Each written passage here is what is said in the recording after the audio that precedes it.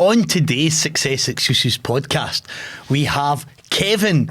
Kevin, welcome to Success Excuses podcast. Thank you very much. Listen, here. Why don't you tell us a little bit about yourself, let our viewers and audience here. Who's Kevin? What's the story? Yeah, so we try and summarise. So probably going right back to the start. My dad started an architecture practice in Montrose in 1987.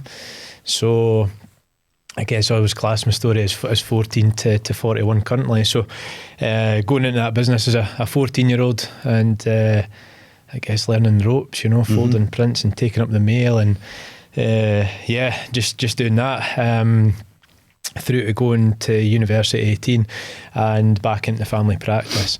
And just effectively doing, I guess, working my way up and doing every role within that company. And that in April this year, that's when we transitioned to an employee ownership. So it's almost like a full journey. That's a great thing, because I've been thinking about that as well, so we'll have a wee chat about that as well. Yeah, absolutely. It was a big thing, a huge thing, not just for me and my dad and our family, but obviously the team at Crawford Architecture as well.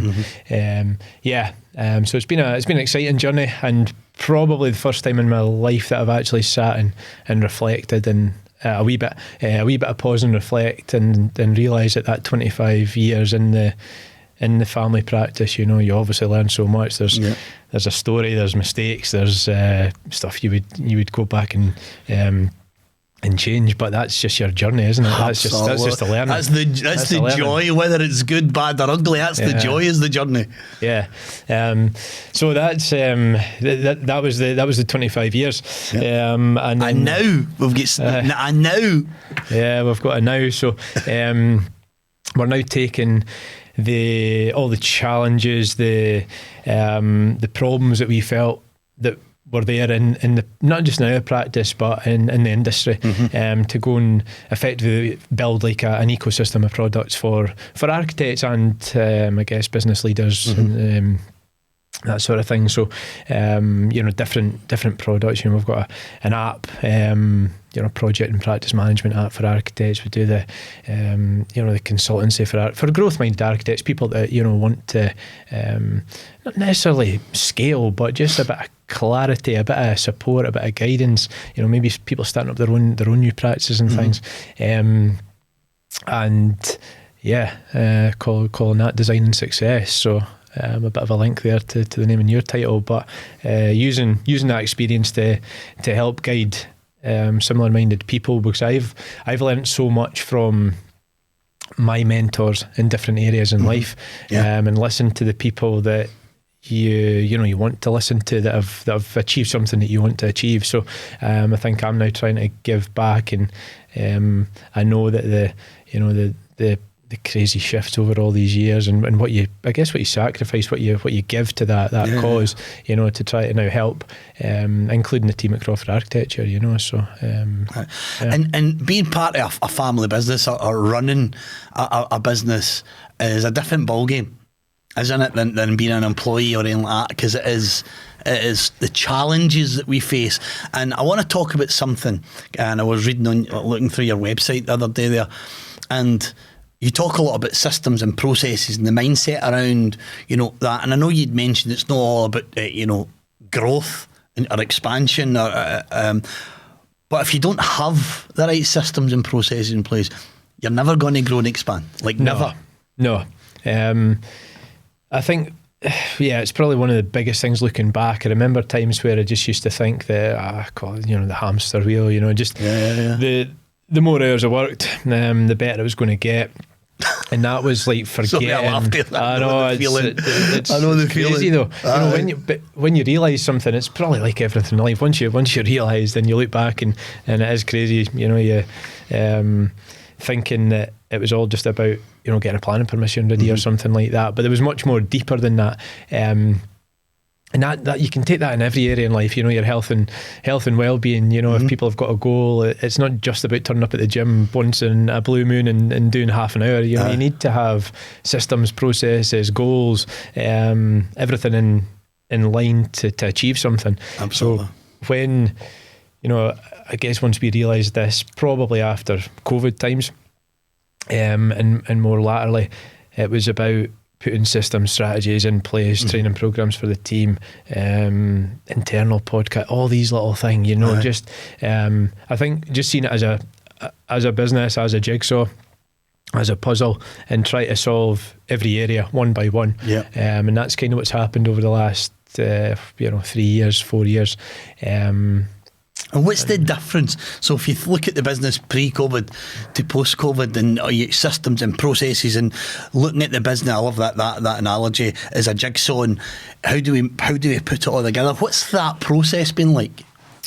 Yeah, so it's you could start with people. You could start with it's always people, isn't it? Because people, 90% of your problems are people problems when you run a business. Whether it's sometimes it can be the actual people, but then looking back, there's times where it's been us not telling the people what the vision. It's like I'm involved in the. I love the vision. We'll get there next. Yeah. I'm loving I'm loving the vision stuff. So if you use my boys' football teams as an example, you wouldn't just, I'm a coach for both their teams, and you wouldn't just turn up at training every week saying, boys, just do what you want, and that's, when I look back, coming into business, it was almost like, right, I'm too busy, I don't have time. So you take on a graduate from university, or you take in whoever, and you don't tell them how your business, what your vision is, share the vision. You just say, just crack on. And then it's easy to look back and say, why they're not doing this, why they're not doing that.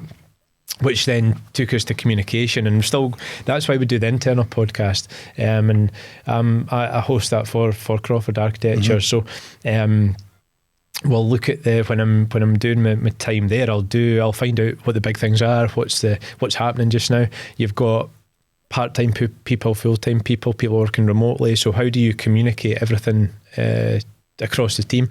And that's when when I'm leading that's sometimes where I got the flack, like, I always felt that I operate at 24/7. I go to my bed thinking about it, I'm waking up thinking about it, I think about it at weekends.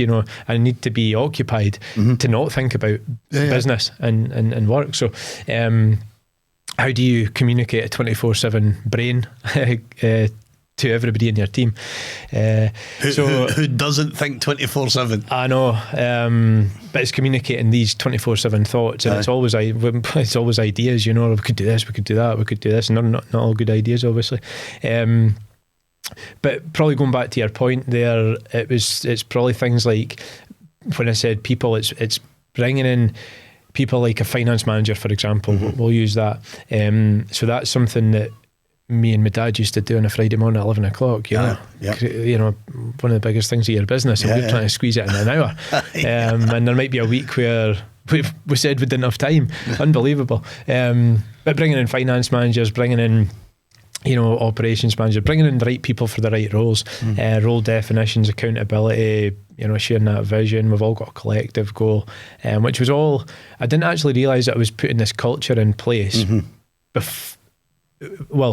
until we did the employee ownership, until we started looking at exit strategies, because probably like a lot of people, but my dad didn't have an exit strategy, which, at the time, because a lot of people get into business and they don't have an exit strategy. No. They don't know what that looks like. Again, that will go back to the whole vision. Yeah. So you're probably thinking about the present, and in my dad's case, it was always, we'll just sort it out at some point, and it didn't. That obviously doesn't really work, especially in a family business, but probably in any business. The amount of people that I've spoken to and they don't have a succession plan, and we'll think about that later. So that's a big one with the whole design success as well, because I've spoke to friends. To have a succession plan in place. Believe it or not, as you're saying, so we have a leadership team meeting. Better be careful when I say this. The other people in my business are listening. We have a leadership team meeting we have a meeting every month, but every 2 months. And I was saying to the leadership team, I'm now thinking about who moves into my role. Like, I'm going to move back. We have a CEO position. The business has grown at such a scale.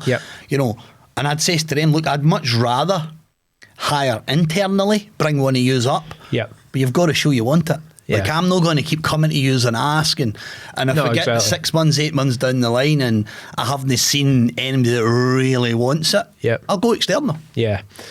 No, I totally agree. I think the people within know the company. Absolutely. And I think the whole employee ownership, we've given every one of these people in the company, regardless of age, experience, how long they've been there, position.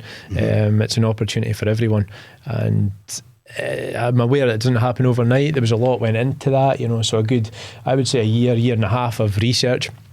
We were obviously in a position where me and my dad's, thinking, right, we better put something in place. And, being honest, back at that time, I thought it was more for my dad. Dad's 71, still, brilliant, very active. My old man's exactly the same. He's 73 and he's still like, he's out there all the time. And that's the main thing. I think one of the hardest things for me was it was never my intention was never obviously to try and get my dad out of the business. My intention was to give my dad the best balance at that age. And what transpires there was, there was a few options, but what was the best option? And what was the best option for me and my family, for my dad, my mum and dad, and the business itself. The people there's a lot of long-serving people at Crawford Architecture. Jill's been there from the start with my dad, and then you've got people like David at 20 years, you've got 10 years, 8 years, so we've got longevity in the company, which I think helped. But the whole employee ownership, I just feel that it's really energised me. I've seen a totally different side to things. 25 years keeping that as a family business, being told by people that you can't bring others into a business or a family business, and that's just blocking pathways. So I effectively total mindset. It's a total mindset block. So there's a lot of people see it as a job. We try to see it as a journey. It's a journey, and you want to. You're there. You're there every day, aren't you? You spend so much time there. So it can't just be a job. You need to enjoy it. You need to be working for the same goals, the same outcomes, and that's been powerful, aligning things. So let me ask you a question. You talked about the vision, right? Now, I run a training and development company, leadership, management development, business growth, executive coaching, business coaching, and vision is the number one. Right? That's it. So we have a thing called the 4 cornerstones of, we'll call it a growth mindset, but we call it motivational intelligence. So motivational intelligence means, what is it that gets you up every day, right? That's motivational intelligence. What is it that the days that you can't be bored? So if you imagine like the best footballers of the world, the Ronaldos of this world and the Messis, they always go above and beyond. They're always first in the park, last off. I think Messi's 17 years and 147 days to become an overnight success. That kind of story. And that's what motivational intelligence is, right? But there's 4 cornerstones, and the number one cornerstone, the very first, is vision. Because I believe that without a vision of where you're trying to go, how the hell are you supposed to get there? It's like jumping in a taxi and saying, take me somewhere. Well, where do you want to go? I don't know, but can you not just take me there? Do you know what I mean? So I want to go back to the vision. When you understood the power of vision, what changed in you? What was the impact when you really thought, right, this is what the vision, because as you said, right, a lot of times in our mind we think we know and we assume that everybody else should know. But if we're not communicating that, right, and talking about it, and I mean talking about it, not having it up on an office wall or on a website, but actually talking about your vision, that's where the magic happens. So I want to go there. I want to go in the vision, when you really started to understand the power of vision. I think when I look back, my dad's obviously had his vision in the early days of the company, and then where did my vision start? And there was obviously a vision, but how in depth that vision was at the time was probably not even a marketing plan. It was probably just we had the company's longevity and our reputation locally, and that probably seen us okay for that time. Nice steady growth. But you're almost just people are just coming to you with work, and it's, you know, you're doing it, and that's it, and then you turn up at the accountant once a year and find out what you did, and you know, it's just that was the plan. That was the vision. It's no good business. That was the vision. Whereas if you fast forward, are we making money? Right, we're good. Well, that's it. You know, that's basically it in a nutshell. And you fast forward now to individual team members training programs, and that is probably, you know, you touched on footballers there, you know, each one of the people will have individual training programs, you know, playing in your strengths. I quite often use the terminology about with football in the in the team, the teams that I'm coaching. So what I'll, you know, say that positions, you know, the goalkeeper has to play in goals, he can't play up, you can't do every role in the business, so that's role definitions. And one of the best things that I've done is take time out of the business. So we would think that, going back to when I said I did a finance meeting with my dad for an hour back in these days, we then fast forward now, we take 3 days out of the business in January and in June. We're now calling it an annual retreat, and you know, people questioned it. People maybe not laughed, but I think more they're away on a jolly. Away on a jolly. And but the important thing is, me and my business partner, and we know what we do. You know, we've got it. We've just been in Spain a couple of weeks ago, 3 days. So powerful, because that is, you know, no distractions, and we know what it's like, just, you know, multi-platform communication distractions, primarily emails, you know, phone calls, texts, all that sort of thing on a daily basis. So to not have that, to sit there and really work on the vision, really work on the plan, question each, you know, other, speak about strengths, weaknesses, what's been good, what's been bad, your 4 big goals. So you spoke about the four cornerstones there. We've got the 4 big goals that we encourage people to make for the year, and then break that down. I'm a huge goal setter, by the way, so we'll go there next. Yeah, and that's broken down into, you know, 7. So I always relate to, even if I'm out running, how far have I got to go? Oh, it's still a distance, but I'll break it down. Have you ever run a marathon? I've not. That's when you start thinking, how long have I got to go? I've not. Done a few. I've built up to half marathon now after the back operation, and that's good. I've had loads of goals. I had a back operation 2 years ago, and that was a game changer. You've gone from 24/7 to being put in your bed for 23 hours. So how do you deal with that? Felt I dealt with it. How did you deal with it? Because that's a biggie. Because I'm in the gym 6 days a week, so I just think, what would I do if I wasn't able? Because the gym's allows me to switch off, allows me to get ready, all that. It's important. Build up to testosterone and energy. And I mean, I get in the gym and I hammer the life out of it for an hour, like 45 minutes, hammer it. None of this sitting in your phone nonsense. I go in and I hammer it. And I'm alive, right? And I do that in midweek, so between 11:30 and 12:30 every day, Monday to Friday. Brilliant. And then 7 o'clock on a Saturday and 7 o'clock on a Sunday. Amazing. Yeah. And I take Thursday off, so that because I do my podcast, I don't go to the gym on a Thursday, so I take that one day off. Yeah. And it just energises me, and I just think, like, I'm going on holiday next week, and I'm thinking to myself, first thing I think is, have they got a gym? And that's how sad is that? No, but have they got a gym? Because I feel it. So I'm just thinking, how did you manage? Because you look a really fit guy. You've obviously into your football and all that. Yeah. Tell me about, how did you handle that? It must have been tough. It was tough. There's no doubt. And I mean, some of these days, you know, it's about, again, it comes down to mindset. How do you? So whatever's thrown at you, how do you deal with it? So, what's happened there is it's through self-neglect over 25 years. You know, sitting in a chair, like I say, from 4 a.m. You know, not having.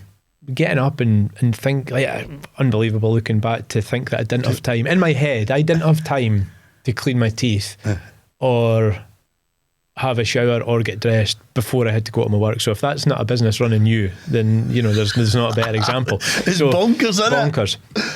So with doing that and my posture and, you know, no walking, no running, no going to the gym, eating unhealthily, all that sort of stuff, then it was always going to happen. It takes its toll. I've reacted, I've reacted after that's happened. Whereas, the team at Crawford and Architecture in particular have, back supports, lumber supports, water bottles, because it's all about looking after the team's health and well-being.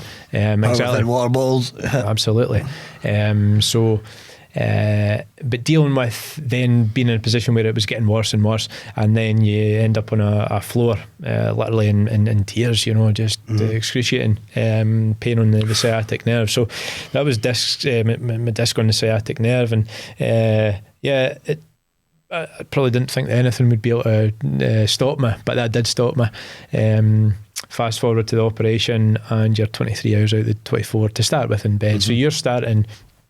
I love it now because I'm looking at, I've tracked my progress. So you look at take the step count, for example. I'm getting told by physios that you've got to walk X amount of steps a day, and I'm thinking, but that's nothing. But I had to get my head around that it is something, and it's a starting point. And I worked my way back up. And now, even this year, when I look at January, February, March, every month, even in a step count from walking, running, that sort of thing, is been an improvement. So my graph only goes one way. And so going into August, I'll not let that plateau. I'll keep going and keep going. So there's drivers that takes you to data, because that's data analysis. So we didn't have data analysis, but that's probably going a bit off topic. No, go for that. I'm getting my data. But mindset, going back to mindset on when the back stuff's there. That mindset is you could spend 23 hours lying in your bed watching Netflix or whatever you're doing, but I decided to take that time to really delve into everything in the business, read books, podcasts, that sort of thing, self-development. So the self-development for me has been absolutely massive. That's led a game changer, isn't it? Total game changer. When you actually understand that, and this is how I look at it.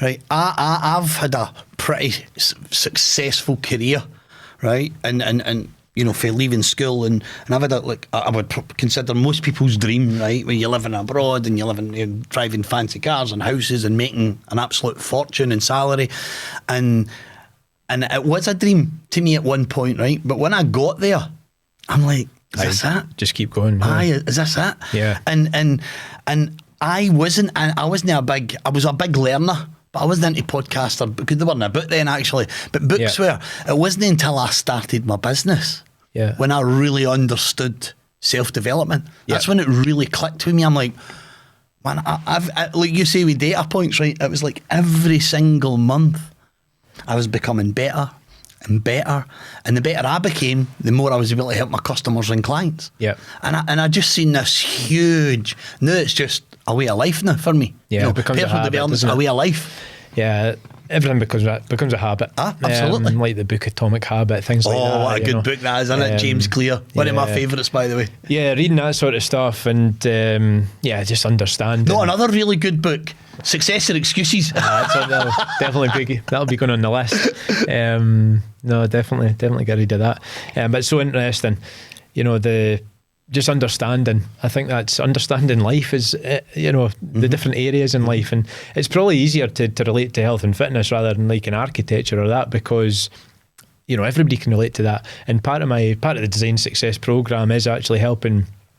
It's not helping architects be better architects. It's not about design. It's about, them and how they run themselves, their teams, their businesses. So starting with health and well-being, because it's the foundation. So if you don't have that health and well-being, you spoke about going to the gym there. So if you don't do that, everything drops. Your mentality drops, your drive drops, your energy drops. I guess even the strength of like the core, your body, because that allows back injuries to happen. Absolutely. So for me, that's number one, and trying to install that in other people, that it's number one. It's hard, isn't it, sometimes for people, because I always think like it's that. See, we're obviously very similar. It's part of my life. Health, fitness, eating healthy, going to the gym, healthy mind, the podcast, the audiobooks. It's just part of my life, right? And I always think, because I always really believe to be at the top of your game, you need to be fit and healthy, mentally and physically. I think, just my opinion, 100%. Is you really need. But there's a lot of really successful people out there that how do I put this in a kind way, that aren't really into their health and fitness, but they're really good at what they do. Yep. But I always think it's going to come back and bite them on the arse. There's going to be a day when that, like you said, so 25 years, right, he's sitting in front of a computer, 12, 14, 18 hours a day. Eventually that butt you in the arse. Exactly. Yeah. Exactly. And you probably were quite healthy and fit because you were fit into football. Is that a point? Yeah, I would agree with that. But yeah, it still came back to bite you, and you're then forced into a situation. You're forced to change. But I guess every cloud, so it's there's a lot of good come out of it. But yeah, that's it's big. So I want to go back to goals now, right? Because I'm a huge goal setter. In fact, in our business, right, so every Friday at 3 o'clock, 3 o'clock, normally that second half of the Friday afternoon or Thursday, because some of our staff are on a 4-day work week, they still work the same hours, but they pack the 10 hours into 4 days. Anyways, long story short, we're big goal setters. I've always been a big goal setter. And this is what I believe, right, about goals. We're going to go back to the journey, right? It's not the actual end goal that matters. It's the journey to get to the end goal, right? Because most people never achieve that big goal. And when you get close to it, you set a higher goal. And when you get close to it, you set a higher goal. It's like, I think there's the saying, shoot for the stars, hit the moon or something. Or shoot for the moon, hit the stars, something like that. Anyway, so goal setting. I know you talked about this in your business. I believe, right, that every role has five or six things, right, that you need to master to be excellent at your role. Now those things might change every other day, but there's 5 or 6 things, right, and we call them high payoff actions or activities, HPAs, right? It just means small goals. So let's say you're setting a goal, right, my goal for the year is X, and I'll say, okay, what are you going to do in the next quarter to move you towards that?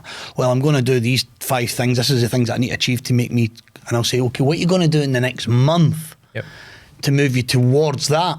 Oh, I'm going to do this. What are you going to do next week? Well, I need to complete this, and that, next week. And if I do the same, then the following week, I'll meet my goal. Okay, what are you going to do on Monday? What's the 5 things you're going to do on Monday? We call it the power of 5. What's the 5 things you're going to do on Monday? Brilliant. Well, I need to do this. Great. What are you going to do on Tuesday? What are you going to do on Wednesday? What are you going to do on Thursday? What are you going to do on Friday? And we, in our team, write their HPAs every Friday. So based on their goals, right? So they've all got their own goals. We've got a system. We're big into systems and processes. So you can see everybody's goals and you can track the progression. And every Friday they send their HPAs to their reporting manager. Reporting manager checks them through. Yep, this is moving towards, and approves them or rejects them. And they've got to go back and go, like, can you explain this to me? Can you explain that to me? And that is a game changer. I mean, because you're constantly, first of all, there's 2 points. So the first of all is you're always kind of moving forward, right? But also, see if you start doing stuff that doesn't get you towards a goal, it's easier to notice. You can see it quicker than waiting till you're 6 months down the line and realising this actually doesn't work. You can see it normally within a few weeks. So huge into goal setting. So let's talk about goals. I totally agree with that. I think there's a few ways it's kind of similar, but the 1%, these 1%, the small bits equal in the big bits. If you don't do the small bits consistently, you'll not reach the big one. And I think not just in business, but in anything, if you set that goal, it says breaking down, 100% breaking it down into all these small goals and keeping on track with it. So I love how it's all linked, and like that's why I call it jigsaw, because it's all different pieces, but they're all linked. So when you were running over that there, I'm also thinking that accountability has been massive, because people have an accountability to do what they say they're going to do, and we set up accountability pairings or accountability groups that people report back to. So again, I'll stick with the health and well-being because we've started on that. But I chose 5 things that I would do on a weekly basis for my on the personal well-being side, and then I report back to my accountability partner on a Sunday night, and we say, and that's as simple as steps. That's your step count. And looking back, I remember him one night sending it on a Sunday night, and say it was 10 o'clock Sunday night or Monday morning, whenever we do it. But this one had been the Sunday evening, and he was at 98,000, and I'm like, why are you not do an extra 2 to get to 100, you know, just that wee bit extra all the time. And then you set another goal. So I think that's all linked, you know, goal set and breaking it down into small parts, and the accountability is very, you know, maybe a wee triangle there. But the 1%, my mentor, my PT, so coming back from the back injury, I could go to the gym, but I don't know what I'm doing. So I then took a mentor. I've got business mentors, and I've got finance mentors and all this sort of stuff. So why would I not have a PT? Mm-hmm. So been there, done that. Yep. Yeah. As soon as I hit a plateau, I go back to my PT. Right, I'm hitting a plateau. How do I move forward? Yeah. So what I like about that is, you know, I could have been doing whatever style of press ups or sit ups I wanted to do, but he's telling me the technique, and it's about learning their game, you know, learning the little things. So if I do go to the gym or do it at home, I know how to do it properly. So it's learning, it's self-development. And by doing that, there was, looking back, there'd be so many times where I was like, I've not been a big gym person previously. I don't get me wrong, I've always been into like running, football, that sort of stuff, but not gym wise. But then after the back, I realised that my core is essential. Absolutely. You know, and your legs. Yeah. That a lot of people don't work out. Yeah. And I notice that on a daily basis, if, you know, because I'm strong for it, or getting stronger for it. But it's these 1%. So before I would have said, what time is it? 4 o'clock. I've got to pick the kids up at 5:30. So by the time I get to the gym, it's almost like, you know, your successor excuses. Is there room for an excuse to come in there? Aye, absolutely. There is. There's room for, and you'll always find one. See if you look for it, you'll find it. Naturally, I think you're always looking for it. It's easier to stop, easier to not do it. So in my head, I would tell myself, I've only got an hour and a half. I don't have time to go to the gym. That's what I would tell myself before. Whereas now, the mindset that I've got through self-development, through mentoring, through listening, through educating myself, is that I only need a 15-minute, 20-minute window. You know, so before I catch the train here, down here today, I could easily look at that going, right, the train's at 7:15, I don't have time. But instead, you just get up at 6, you do you do what you do. Absolutely. And it's done. And I think if you do that early, you set your day up. That then took me into, you know, structures, daily structures, weekly structures, actually thinking about what you're going to do, planning your days. You said that about planning your Monday, Tuesday, because if you don't, and I've tried to, you know, the team at Crawford's tried to encourage that for everybody to think about their days ahead, because you don't want to happens, by the way. See, during the day, of course it does. Of course it does. But if you've got structure in there, it's so much easier to get back on track. Sorry, I interrupted you there. No, you're absolutely right. Sometimes you can't legislate for it, but the things you can plan for is not coming in and just first thing you do is opening your Outlook or your emails. Absolutely. You know, because that's never allowed as an HPA in our business. Like, that's just because that's part of, everybody has to do it. But it's not a high payoff. In my opinion, there's got to be a set time, you know, for doing that. Because if you come in, you've got a plan to do, you know, X, Y, and Z, and you come in, open your emails, all of a sudden you're distracted. You know, that focus is gone. So we drilled down into the, you know, people have got their individuals, how they work, because I get they're not. When you're running a team, it's like a football team. Everybody have different personalities. Absolutely. And you play. So, different strengths, different weaknesses. Yeah, and slightly different approaches to it. But on the whole, the message is don't sit with them open, because that's proactive. That's reactive. Sorry, that's reactive. You know, we had people that would get their WhatsApp notifications on their computer, and it's all just distraction. So I turn all that off. Has to be. You know, has to be off. I've got I've got an app on my I'm a Mac user, and I've got an app, and it literally, when I'm in the zone, if I'm building or working on something specific, everything's off. I mean, everything's off. I don't get any notifications at all. And then after 90 minutes, I have to take a 10-minute break. So that the app closes my laptop, shuts my screens. Brilliant. So I've got to go up and go and move. No, I'm going to go make a coffee. I'll say to the wife, because she's sitting next to me in the office. I'll say, and I get up, and then I go back down, and it pop, screen's on, and away I go again. Amazing. Yeah. So that's another huge thing. Perfect. Okay, so we talked about goal setting, we talked about vision. Now, obviously you're in there, and we talked about health and well-being, and I mean, I've got a crazy daily routine. My daily routine is I'm up at 4:20 in the morning. Yep. I go to bed early though, but I'm up at 4:20. That's another massive thing. Massive. Didn't appreciate it before. Massive.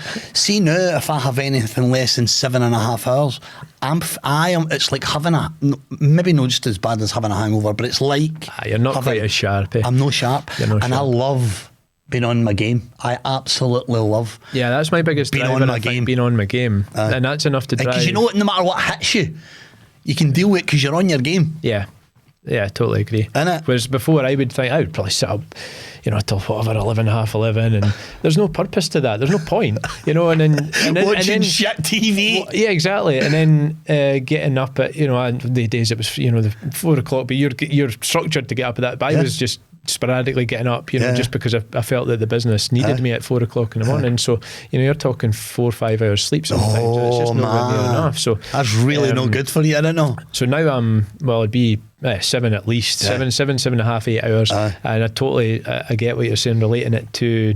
I've got a few people that I catch up on monthly basis, and they same mindset, but you have to be on your game. You just have to be on your game. Absolutely. Especially with the different, I guess now with the 3 or 4 different things, the whole ecosystem that I've built for architects in particular. It's not just one thing there, so that comes into your daily structure. So that's Mondays this, Tuesdays that, and that's built into that whole thing.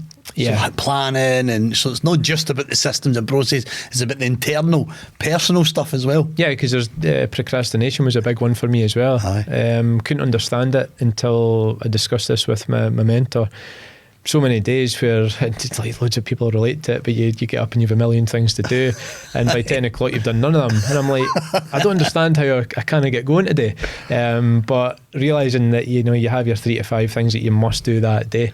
That's it. High payoff actions or activities, must do's. We don't call them to do's, by the way. In our business we call them must do's. Yeah. So what's the 5? What must you get done today? I need to get this done. Okay, that's and other stuff will happen. Yeah. Right? Because I must do, how we look at must do's are HPA, and HPA is it's an hour. An hour or less. Something that takes you an hour or less, and that's 1 HPA. Now you might be working on a project that's 3 or 4 HPAs. Yeah. But that's your number one goal, is you're going to get through those. You're not going to spend an hour on your emails and 30 minutes on this. If you've got that in your diary, that's what we're focusing on. Yeah, I think your task list for the day, your to-dos, your must-dos, that sort of thing. We were using sort of general project management software, and when I look back, I know through my research that when architects in particular, when they don't have a project management system, I don't know how we wouldn't be able to function without a project management system now, but it's probably like anything, once you progress to something, you can't go back. Yeah. So I think the example is somebody that just came to me there that I always remember somebody saying to me when we were looking at new technology in architecture practice, and it was about your Alexas and your turn off the lights and all that, and I remember saying, I'm quite happy turning off the lights, we don't need to get to that level.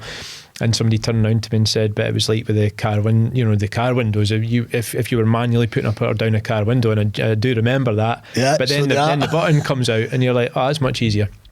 So you wouldn't go back. So with project management software, once we went there, there's no way. I mean, our business was run on that, or is run on that. So there was then too many workarounds, and that's why we decided to develop an app, which was it's a bit more mental than I thought it was going to be. I thought it was a simple case of getting in a designer, and away you go. Spending 40-50 grand and we'll be done. That's what I thought. I mean, we were really lucky to get the investment money, the investors in it, and get to where we've got to just now. But and so this app is something that you can then resell to other companies as part of that package offer for the mentor and the coaching to take their business. So that would be like a part of that package type thing. Yeah, absolutely. I think that's part of this, my strategy is that I know that I know everything I've learned. My new goal is I know it's in here, and I want to. It was like in Crawford, I knew it was in here and need to get it down and manage that.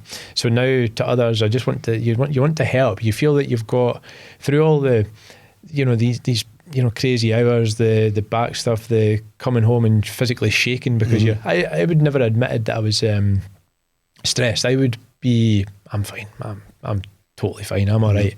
But then you look back now and you're like, the days when you come home, you're physically shaking and you're not eating and mental looking back. So you think you're invincible when you're younger as well? You think you can handle anything? So there's probably a bit of being younger and being a bit more, or not understanding the whole jigsaw puzzle we're speaking about. But that's obviously completely different nowadays. It's not until you reflect and look back on that you realise that it was stressful. So this software, right? I love this, right? Because it's almost like you're taking all your knowledge, all your experience, all the problems, all the challenges, all the late nights, and went, right, I can make this easier. Yeah. Like, we don't need to do this. Yeah. We can have a system that takes care of that part and takes care of this part, and I obviously don't know but walks you through the process, and I just love, because my whole ethos is, first of all, how can I make things better, right? How can I make it better, but without reinventing a wheel? Yeah, right. I'm not out to reinvent any wheels. Yep. What I'm out to do in my life and my kind of goals in life is, how can I make management development, leadership development, business development easier, right? Yep. Because there's lots and lots and lots of business programs and leadership programs and softwares out there, and they all do kind of the same thing, right? Kind of the same thing. Yeah. But I think the ones that will work the best are the ones that are so easy to use. They put in the information, and that's based on your experience. Yeah. That's based on all the things you've been through, rather than some software guy thinking, what would be really nice? What would be really good? No, this is what you really, really need. Yeah, I think that was it. Realising that we've got the 25 years experience here, let's make this happen. It had to be simple. Of course, because people don't have time to, they worry. That's one of the things about, adapting to new technology. Absolutely. Here we go again. Yeah. So we've taken our time, but we want to get that right. And it is about making things easier, from resourcing to time track. And, we've, we in Crawford Architecture, what we brought in was, actual accountability for resourcing, as opposed to, right, who's going to do this or who's going to do that. Looking back at the days where there was a post-it saying, James, you do this. I still use post-its. My wife will write something and stick it on my desk. Maybe at home right enough. But yeah, by the way, we've got an internal system that can send them. But my wife sits next to me, and so she'll just write in a post-it and she'll put it on my desk. Yeah. Sticks it right in front. Brilliant. But yeah, that was all. I guess it's another. I actually wrote, when I was coming down the train, I was doing a bit of what's my main drivers, what energises me on a daily basis, and what do I enjoy doing, all that sort of stuff. And part of it's business development, new connections, new growing the businesses that I've got. But it's also troubleshooting. So it's taking that problem and saying, right, that's cool, it's a problem, but how do I fix it? Let's find a solution. So I guess that's probably my role, and I think that's what the result is. The app is the result of 25 years of problems, because it's very important to, especially in my coaching programs, it's so important to acknowledge that this has not been easy. This is not, and the story is not the successes. The story is the failures. Yeah. I always think about it. Just recently is probably the best example. So, my Cami, who's 11, we were given a task. That's your son? Yeah, my son. Yeah, right. So 11-year-old given a task at football training to see. We're given a tennis ball. Who can do 25 keep-ups with a tennis ball? So that mindset comes You're into a slave master. So I know exactly. You're a slave master. But it's to show that there's reward there, and quickly then seeing that even in the football team, this is linked to the business, because what we are doing here is we're setting a goal. Yep. So then I'm explaining to Cammy, and this is where, you know, as an 11-year-old, he's totally got this. So if an 11-year-old can get that and understand and see a reward from this, then, you know, people in business can obviously do this. So his target was 25. He turned to me and said, I've only managed to do 6, and this was just last Sunday. And the snapshot that I've got is all the videos, like however many videos that is. I constantly, I've just managed to do 1, I've just managed to do 3, I've done 6, it was back to 1 and 2, and we kept going, trying to get to 10, trying to get to 12, trying to get 15. It's a pure mindset, isn't it? It's about that effort. So I'm sitting there totally unaware that I'm actually doing this. This is just being a dad. Of course. In the garden. I've got a great story for you after this about my daughter as well. Go for it. Okay. So I'm sitting there saying, I believe you can do it. Right, we can get to 10. Right, one more, 2 more. We'll do 3 more and then we'll have a break. Just 1 more. And we kept doing it. It does sound a bit slave-like, but wasn't it? He was enjoying it. It's called effort and reward. Effort and reward. So, yeah, long story short, we got to we got to 33 that day, and so we went from 6 to 33 with tennis ball. What a mindset shift in his wee mind that must have been. Exactly, because I'm struggling at 1 or 2, and a lot of youngsters would have gave up. They would have, after, you know, and it would have been easy for probably him naturally just to give up, as we do, you know, as we were saying about just even in the gym or something, like about 15 rep. I'll just do 12 because it's getting sore, or I'll go out a run, but I'll plan to run 10k, but I'll only do 5 because, you know, it's easier. So that would have been easier to stop. And I think that's a big important message. It's easier to stop, but if you keep going and keep going and keep going, you get a reward. And I like that because it was on a personal level, but I think it tells a story. And he, at 11-year-old, can see that mentality wise, you get reward for what you put in. Absolutely. You know, rewarded on effort, not necessarily always on success. So story about my daughter, just when you were talking this, something similar, right, but I wasn't keep you up because it was my daughter. So she was 14, 15, and she was doing coming up to her first set of exams. So she would have been 15 getting into 16 actually. She did her first big exams. She went in school and did hires, but she did her first set of exams, and we used to do kickboxing together. So I'd go pick her up on a Thursday, get her in the car, and she wasn't allowed to bring her phone. So that was the rules. There was no phone coming in this car because it was the only time that I actually had a conversation. Because you know kids and everything's great and all right and da. So the only time I actually had a conversation with my daughter, a proper conversation, was in the car at kickboxing, because I would leave early and the gym didn't open, so we had to sit outside the gym for 15-20 minutes, and I did this every week anyway.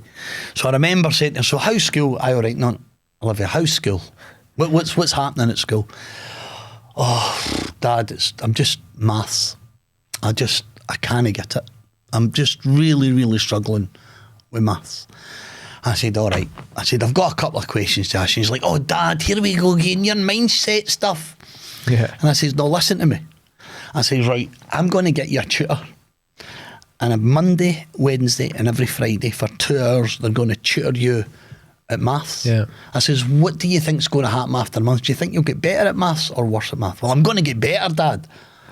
And I just went, there you go.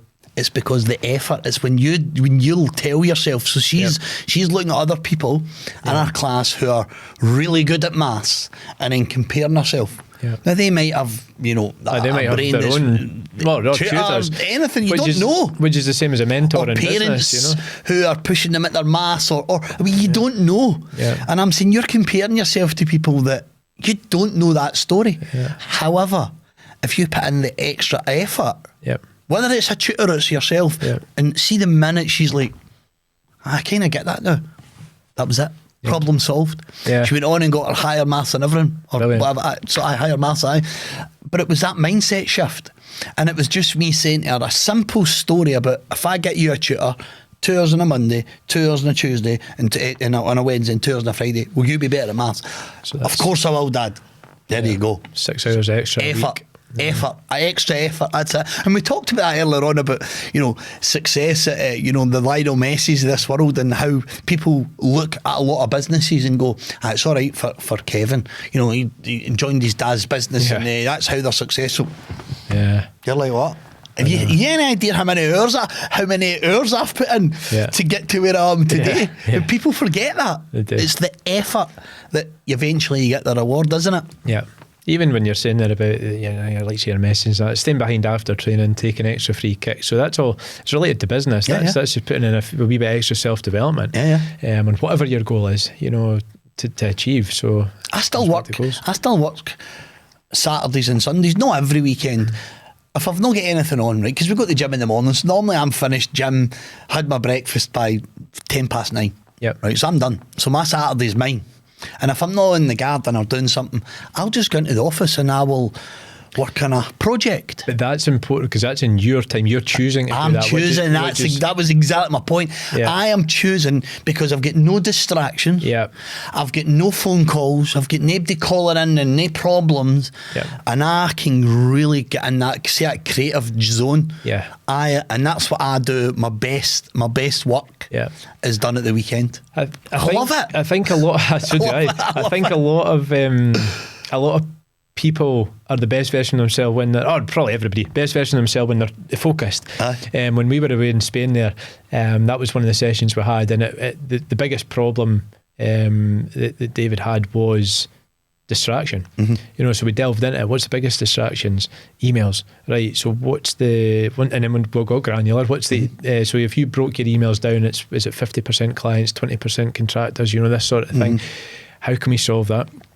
Do we look at AI to draft responses? Do we look at even advancing on your set times, all this sort of stuff to solve the problem? But when he's away, he's admitting that he's the best version of himself because he's not distracted. And I think, I certainly am as well. Absolutely. I mean, it's not. I don't even think it's really up for debate. No, you're your best self when you're focused. Yeah, it's that realisation and getting into there, isn't it? Because it's so easy. Like we went to a 4-day work week. Well, we're trialling a 4-day work week, and we thought, employees are remote, and how's that going to work, and really kind of work for our business, and I'm like, but I'm talking myself out of trialing it. Let's try and see on a Friday, because my wife's operations, she's chief operating officer, but she basically manages the operations, the finances. So she manages operations, and the difference in her on a Friday versus every other day of the week, oh my God. Yeah. I mean, she is in the zone. She's focused and she absolutely loves it. Okay. And I said that even if the 4-day work week doesn't work out, tell the team on a Friday, I'm at the office. I'm working on me. I'm working on my stuff. Yeah. And because that's where our talent is in this. Being able to switch off, because I'm a believer, right, is you can't do lots of things all of the time, right? Because we're doing lots of things not very good. But see if you're really focused on one thing, it is the best version of yourself, I think. And compound that with so that I followed on the business trip there with a family holiday, and that's the first time genuinely. I'm not saying I didn't do anything, because that's not me as a person, right? I'll have a better holiday if I do maybe half an hour first thing in the morning, not interfering with the kids' day, but obviously getting up 6 o'clock, grab a coffee, do a couple of things that I'm needing to do, and that's just me. But that's testament to where I guess the hard working that's got me to a position where I'm actually able to enjoy a holiday. There was I'm exactly so many holidays when I was younger, just all you laptops where I know, man. Just the laptop, and it was like that constant distraction, constant pull. Somebody's going to ruin your day, or you're sitting on your iPad at the pool and you're answering emails. And we actually laughed about that when me and David were away, because we had laptops, obviously. And I take my laptop every time I go away on holiday as well, because me and my wife, see what you said there, we choose. First thing in the morning when we get up, and it's your choice to we do open that. up our laptop, we'll pour a coffee, and for an hour and a half, we just go through our emails and challenges, and then laptop's shut. And then I don't do this any longer, but my wife normally, see when we come up to get ready for dinner, my wife luckily isn't one of those women, she just 10 minutes and she's ready, and she'll sit and she'll say, I'm going to, so I'll normally put the TV on, or I'll go to the gym, and she'll sit and she'll do another hour. Okay. Not because she needs to, because it keeps her ahead of the game. So she's not coming back for holiday, and she's not got this piles of stuff coming up. And she can keep, I suppose, her finger on the pulse with the sales. And she's huge, and we talked about numbers earlier. My wife, I just see if I want to invest in anything, I just ask her, can I afford to do that? And she'll say, no, this month, but if you can wait till August, then you can spend 20 grand on an advert, or you can. Yeah.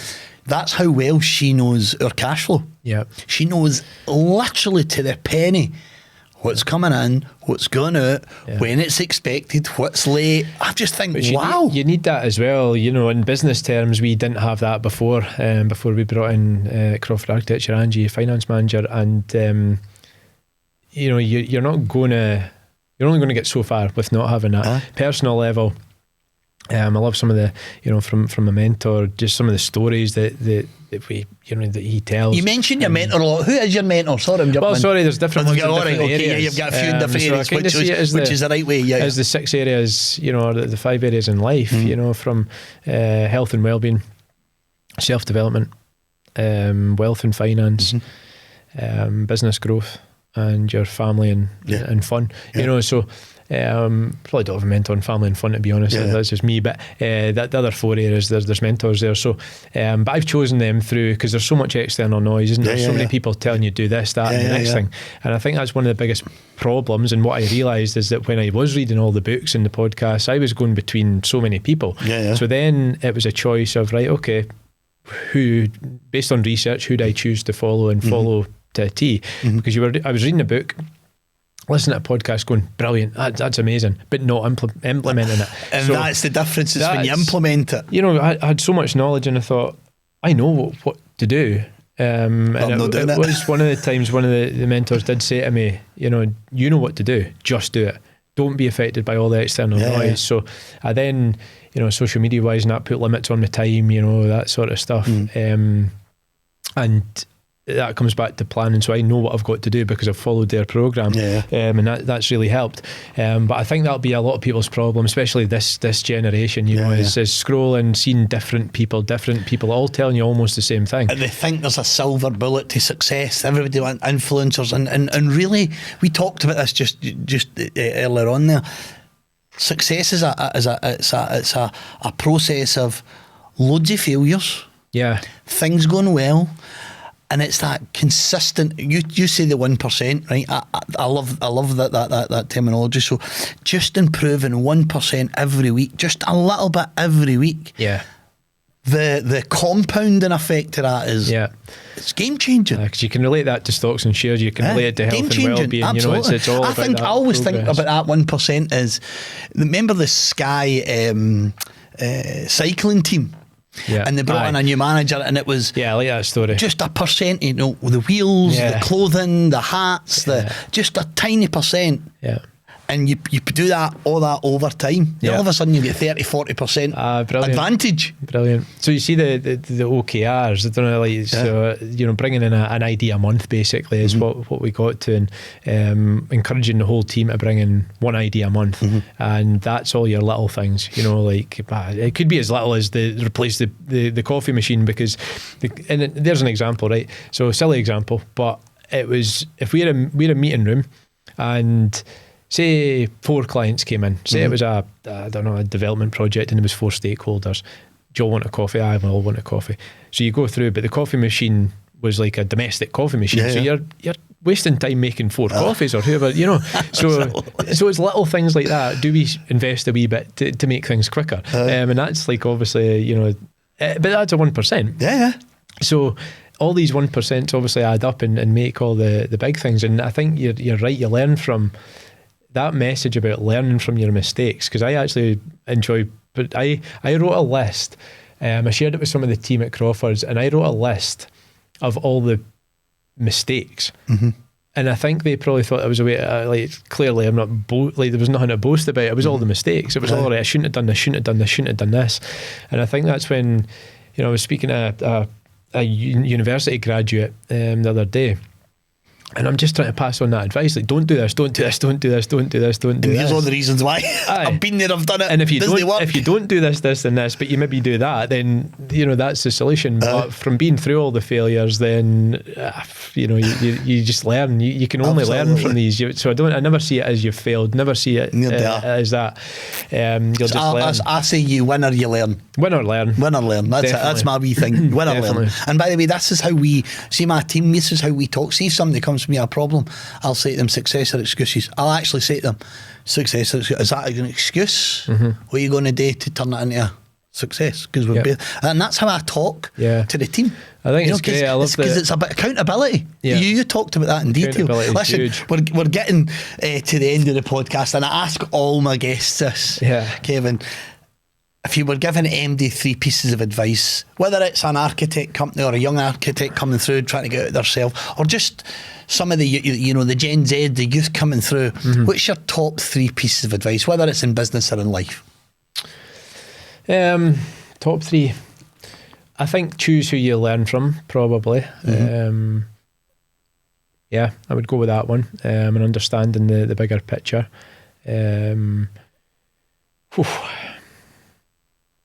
Good question. To try to condense it into 3.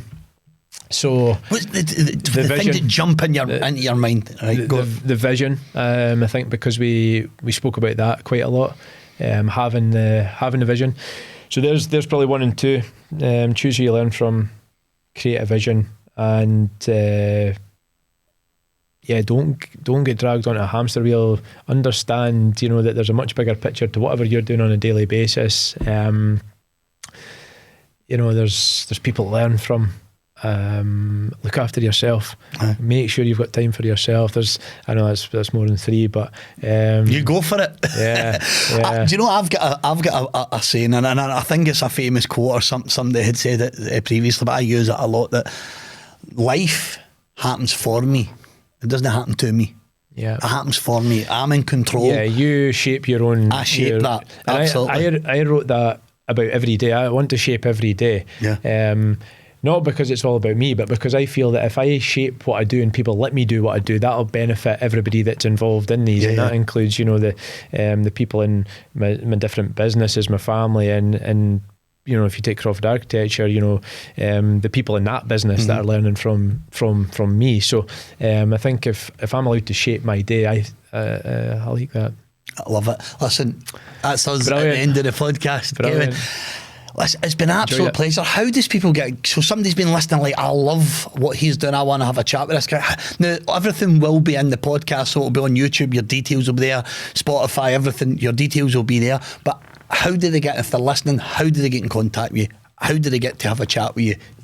Yeah, probably. I mean, LinkedIn's probably as good as any, isn't it? Just either my own page or the Design Success page. That's probably the best way.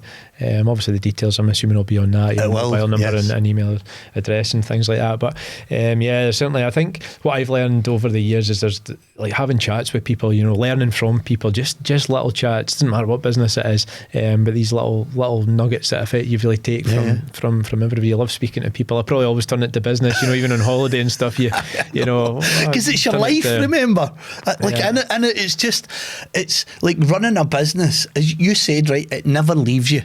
Like it never leaves you. No, it literally is in your mind all the time, unless you're switching off, you're with family and doing things like that. Yeah, but it's part of who you are. It would be insane nobody able to just talk about business and success and your lessons you've learned. Because I think, and I know we're back into the podcast again and we're going to end it there, but I really like what you said, because I believe, right, that